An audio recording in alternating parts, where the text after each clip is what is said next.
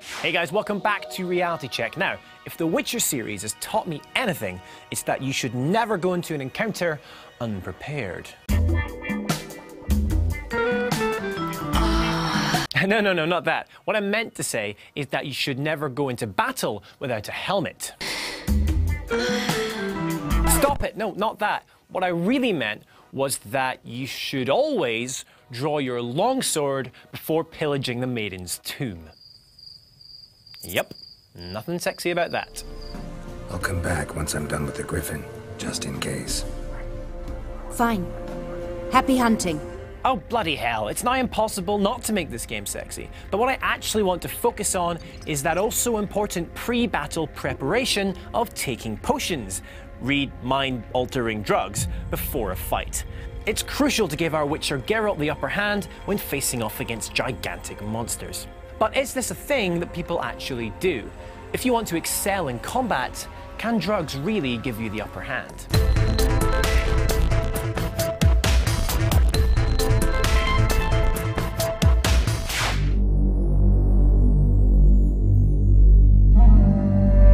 The Berserkers were Norse warriors who fought with a nearly uncontrollable trance-like fury and were famous for their brutality on the battlefield. Prior to combat, they would work themselves up into a frenzy, terrifying their enemies, and as legends say, making them apparently impervious to pain.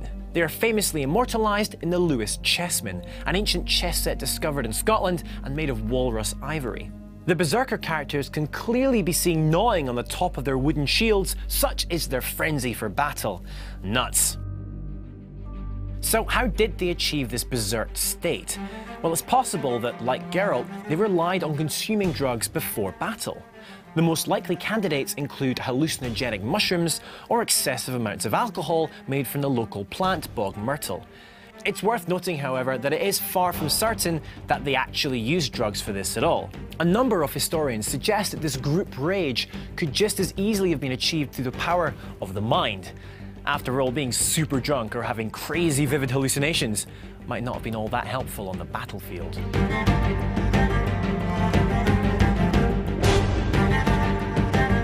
Geralt uses his potions for a wide variety of active effects, everything from night vision and increased health to an increased chance of dealing a critical blow to your enemy. Very handy when trying to dispatch a 12-foot-tall were-elk or fiend bent on transforming you into a bloody pile of flesh. Effects like these, though, obviously aren't possible in real life.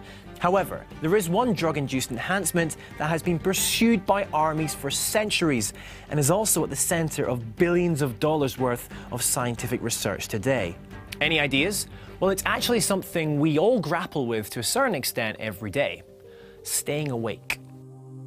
Stimulants, including tea, coffee, and tobacco, have been used by historical armies to keep them from nodding off for hundreds of years.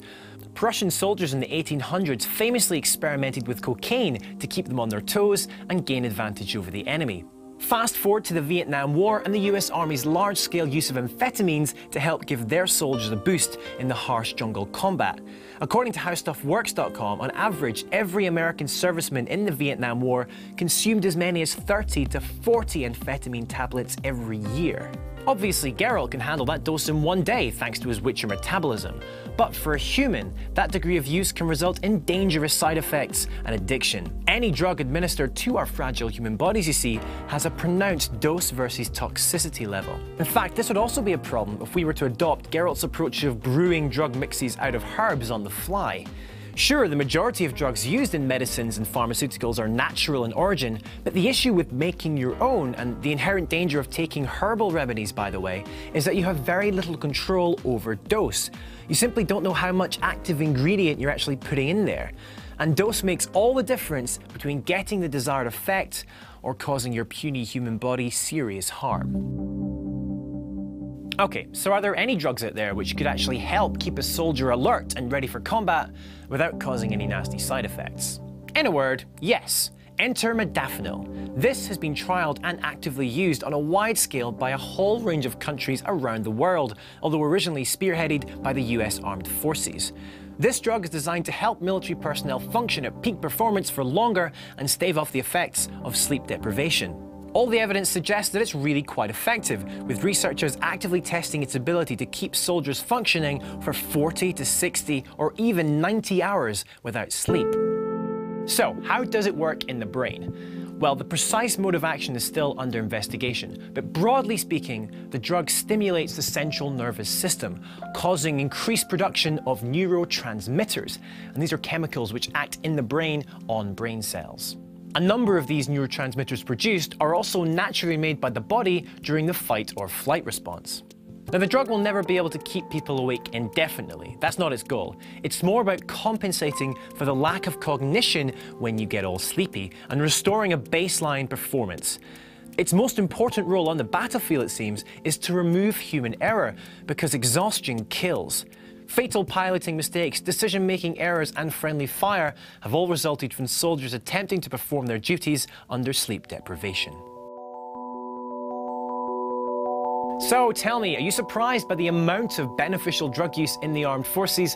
And what type of narcotic cocktails would you like to see Geralt mix together before he heads into battle in The Witcher 3? Let me know in the comments. Last week on Reality Check, I investigated the history of weaponizing animals, and I also asked you guys what animal/weapon combos you'd like to see in Far Cry 4. Now, YouTube user The Genfi mused, still waiting for weaponized flying squirrels.